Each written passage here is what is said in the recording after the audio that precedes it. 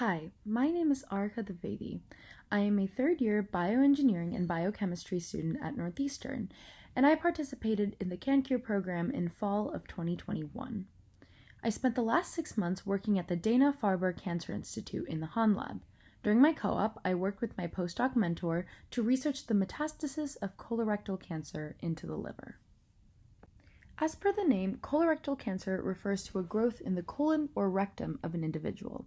Metastasis is when this cancer grows uncontrollably and moves to other parts of the body that it didn't originate from. In the case of CRC, the most common site of metastasis is the liver.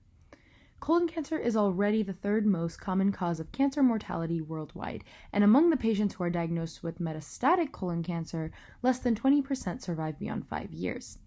So in order to try and address this statistic, we specifically studied the driving forces behind the metastasis of colon cancer to the liver. The first question we had to ask was, how do these colon cells even survive in such a drastically different environment like the liver? We profiled molecular data from patients with metastatic and non-metastatic CRC and found a gene of significance, signal regulatory protein alpha, or SIRPα for short, which appeared to drive metastasis and was seen to be epigenetically modified in metastatic cells. Two other significant genes that we found as a part of the signaling pathway were transcription factor 7 and special AT-rich sequence binding protein 1, also known respectively as TCF7 and SAPB1 for short.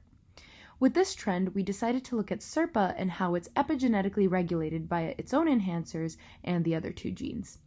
Our hypothesis was that epigenetic remodelers like TCF7 and SAPB1 are recruited to enhancers to upregulate SIRPα, thus driving metastasis.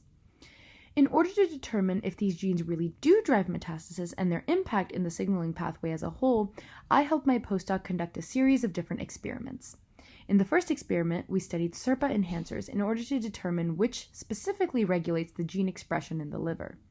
The second experiment was a series of cell counting experiments to observe the growth of cancer cells that had one of the three genes, TCF7, SAPB1, or SIRPα, knocked out. The third experiment was a series of qPCRs, taking cDNA from implanted human CRC tumors and liver mets in mice and observing the signal from each gene with human and mouse primers to figure out where the signal is actually coming from. In the first experiment, enhancer cloning, 8 candidate enhancers were identified, and to determine the functional activity of these, we performed luciferase reporter assays. I spent roughly 3 months individually cloning these enhancers into the destination vector PGL so that we could use them for the assay. This was done by cloning the vector in one-shot stable 3 chemically competent E. coli bacteria. Then, we extracted the DNA via the QIAGEN mini prep kit. We cut the enhancers from their original vectors using enzymes EcoRV and XO1. We ran them on an agrigel to physically separate them from their original vector. Then we used the QIAGEN gel extraction kit to obtain the enhancer DNA from the gel. We then ligated it into the PGL vector and then cloned it with a QIAGEN midi prep kit. These individual enhancers were then packed into lentivirus, which was infected into cells from the SW620 human colorectal cancer cell line. The picture up here is the gel electrophoresis result imaged with a UV light. Here we start with a ladder, which indicates the size of each band. Next, we have only the destination vector, right here, as a negative control to show us how big it is, and then following that, we have all the different enhancers separated from the destination vector, showing that they were originally successfully cloned into the vector. The only enhancer not in this photo is enhancer 2.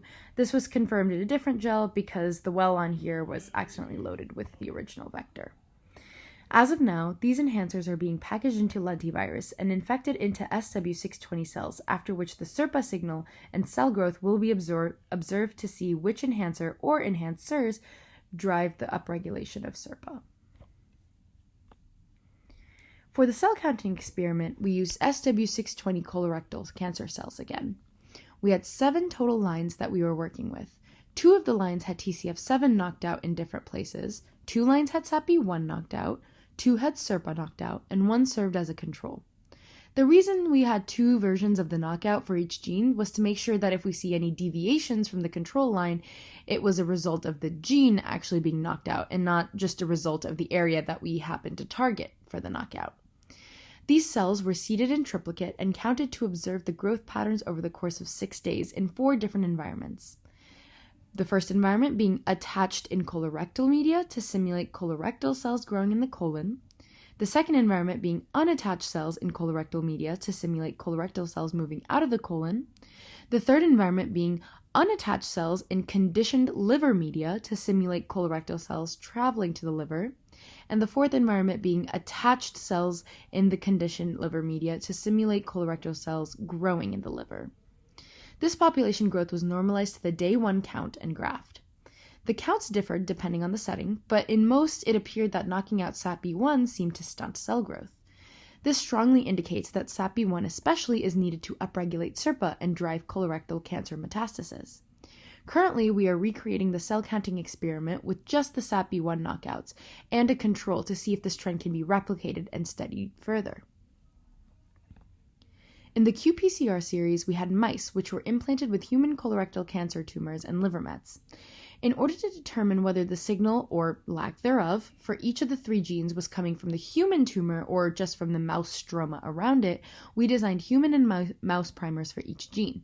We also designed a set of primers for the gene ACTB, which makes the protein beta-actin, as a control, since the signal for this should be the same for humans and mice. We made 3 primer sets per gene per species and optimized them to find the best one. We then used these primers in a series of qPCRs with the tumor and liver met cDNA. We then ran the product on an agar-gel in order to visualize the signal. By the gel images next to ACTB, we can see that the primers themselves are in fact functional. In addition, in both the human primary tumor and liver met, the gene signal either entirely comes from or is strongest with the human primers.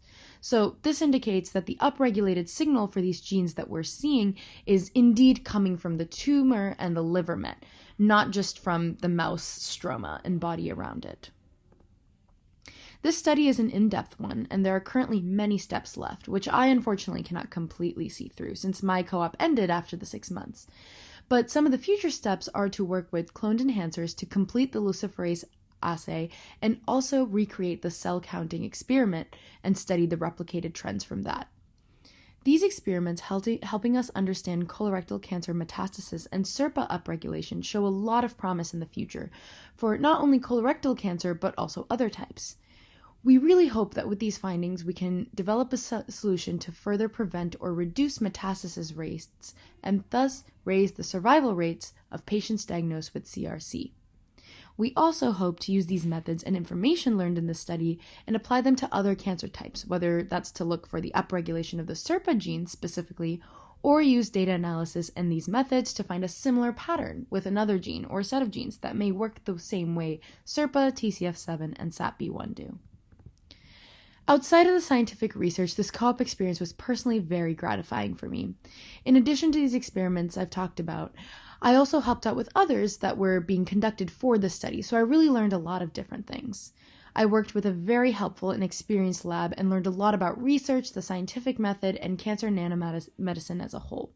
My postdoc, I can say, is the best mentor I've had to date, and with his patience and teaching skills, I really got to hone my lab skills and get a very comprehensive experience of academia in such a short amount of time. So with that, I would really like to acknowledge my postdoc John Renhack, along with my lab PI William Hahn, along with the rest of the DFCI lab members and the CanCure faculty that made this program possible. It was really one of the coolest opportunities I've ever had. Thank you so much.